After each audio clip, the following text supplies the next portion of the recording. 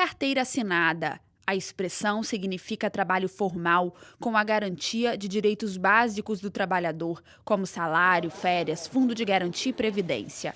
Mas a relação de trabalho no Brasil pode passar por mudanças. O projeto de lei 6.787 de 2016 propõe mudanças na legislação trabalhista do Brasil.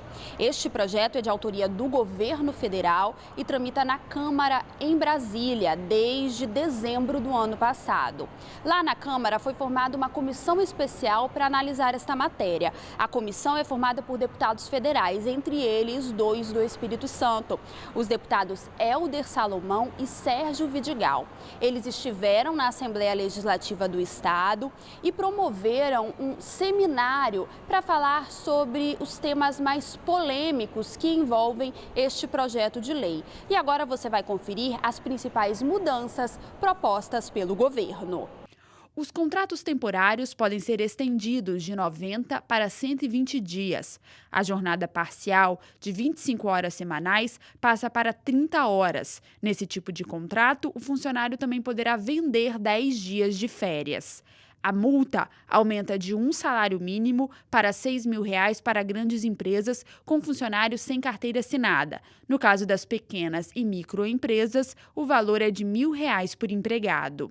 As multas, elas não têm o poder pedagógico, né? Elas têm um efeito punitivo restrito porque o valor é compensador, né? Muitas vezes compensa eu empregador, continuar perpetrando as mesmas irregularidades porque a multa compensa, o meu lucro é maior do que a multa. Se eu aumento o valor da multa, eu insiro aí a outra finalidade da sanção, que é o efeito pedagógico. Olha, eu não vou mais reincidir porque eu tenho um prejuízo e os outros empregadores também. Olha, a multa é muito pesada.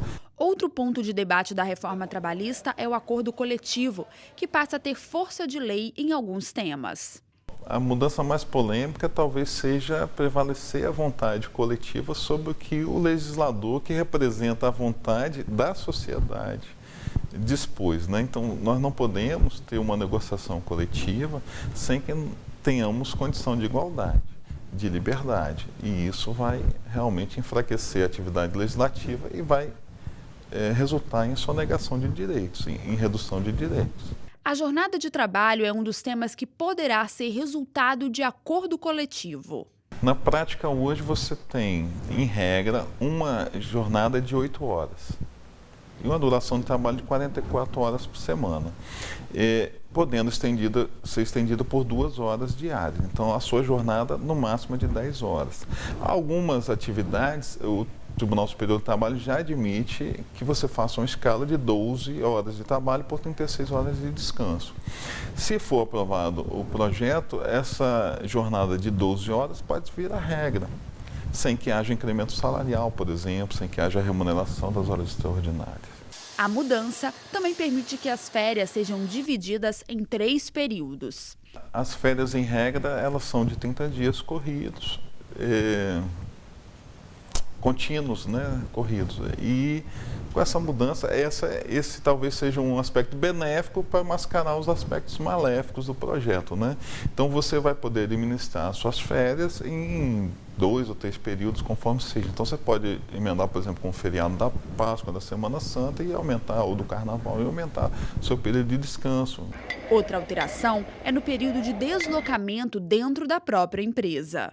Quando a planta industrial é muito grande, entre o seu ingresso no primeiro portão até o seu local de trabalho, há um tempo de deslocamento, 5, 10, 15 minutos às vezes. Então esse tempo realmente é computado na jornada ou considerado como extraordinário e assim remunerado. Se passar a alteração, vai haver, obviamente, um prejuízo, né? Ou você está lá à disposição do empregador mais tempo sem estar remunerado por isso. Todas essas mudanças, se aprovadas, vão impactar a vida do trabalhador brasileiro. Na justificativa, o governo defende que as mudanças vão ajudar a retomar o crescimento econômico do país. Mas muita gente duvida. Ao nosso ver, na prática, nós teremos uma precarização das relações de trabalho no Brasil. A alegação de que a reforma teria o objetivo de gerar empregos também não convence, porque a OIT, a Organização Internacional do Trabalho, fez um estudo em 63 países que flexibilizaram as leis trabalhistas e a conclusão é que em nenhum deles a flexibilização das leis que se pretende fazer no Brasil gerou empregos para a população daqueles países. Então, o que nós estamos vendo é um ataque frontal aos direitos do povo brasileiro, especialmente aos trabalhadores do campo e da cidade, e essas propostas, junto com a reforma da Previdência, que retira direitos históricos dos trabalhadores, vão precarizar, prejudicar todos o povo brasileiro e, em especial, os trabalhadores. Outra justificativa do governo é que as mudanças vão reduzir o número de ações trabalhistas, ao conceder força de lei aos acordos coletivos. Mas a própria Justiça do Trabalho tem suas dúvidas. Vai dificultar a negociação coletiva, porque vai ampliar muito o campo da negociação. Inclusive, passa a ser objeto de negociação questões que estão consolidadas, né, na legislação trabalhista e na jurisprudência dos tribunais do trabalho.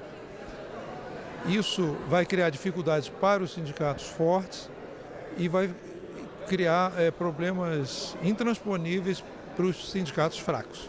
Esse projeto de lei 6787 não vai ajudar na redução de número de processos.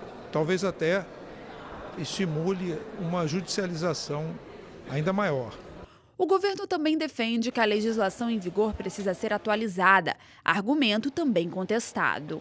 Ela não está desatualizada porque do texto original da CLT restam menos de 15%. Né? São 65 artigos da CLT que continuam em vigor desde 1943. Todos os outros foram modificados ao longo dos tempos. E quem atualiza a legislação é o intérprete, é o Poder Judiciário, que vai realmente dar a configuração conforme a sociedade exige. Então, assim, mesmo que haja alguma defasagem na legislação, o julgador ele vai atualizar o sentido, a finalidade da norma. Diversas categorias temem que os sindicatos percam a força de negociação. Essa é uma das nossas grandes preocupações. É o surgimento de vários sindicatos pelegos que vão se atrelar aos patrões e também o enfraquecimento daqueles sindicatos que sempre estão dispostos a lutar em prol dos seus funcionários. Até pela questão seguinte, o patrão pode dizer o seguinte: ou vocês aceitam essa sugestão que eu estou dando, ou vocês vão ficar, eu vou demitir, porque eu preciso demitir. Então, essas questões nos preocupam muito. Além do lado do trabalhador, também temos o lado da empresa. Será que elas terão um impulso com as reformas trabalhistas? O trabalhador, coitado, ele está até numa expectativa boa. Vamos fazer reforma, vai voltar a gerar emprego, trabalho e renda, vai reaquecer a economia. Isso não é verdade. Ela no futuro, ela não é boa nem para o trabalhador e nem vai ser boa para o empregador, porque vai aumentar muito o número de ações trabalhistas nesse país. Nós precisamos, neste momento, reaquecer a economia. Nós teremos um desequilíbrio na relação entre empresas, entre patrão e empregado. Isso, ao final, vai ser ruim para todo mundo. Vai ser ruim para todo mundo, porque com a precarização exagerada das relações de trabalho, isso vai trazer um prejuízo também para o empresário. A princípio ele pode imaginar que vai diminuir o custo para contratar, só que a precarização vai se dar de tal maneira que as relações de trabalho no Brasil ficarão comprometidas. Não está dito em lugar nenhum que o desejo de cada um desses empresários é fazer eliminando o direito dos trabalhadores. Se nós pudermos ter, além da desoneração da carga tributária, além da desoneração do produto final pelo imposto pago pela empresa, nós tivermos uma relação tranquila, prevista em lei, em que esteja estável por uma legislação sólida, será melhor tanto para trabalhador quanto para empregador. Então o que nós temos que defender é isso, é um texto que permita mediações, que permita a gente atender aos interesses das duas categorias. Que é preciso desvelar o que está por trás. O objetivo da reforma é reduzir direitos. Esse é o objetivo da reforma que está sendo proposta. Os direitos já estão consolidados, já tem interpretação jurisprudencial, já tem livros, doutrina, a lei é clara, não há insegurança jurídica alguma. O que ocorre, então, é a tentativa de reduzir direitos, neste momento de fragilidade econômica que nós vivemos. Nossa equipe procurou a Findes, a Federação das Indústrias do Espírito Santo, e também a FEComércio, a Federação do Comércio de Bens, Serviços e Turismo do Estado. Mas as entidades não quiseram se pronunciar sobre as mudanças na legislação trabalhista. Da Câmara Federal, o projeto já recebeu mais de 380 emendas. Após a votação na comissão especial, a matéria segue para o Senado.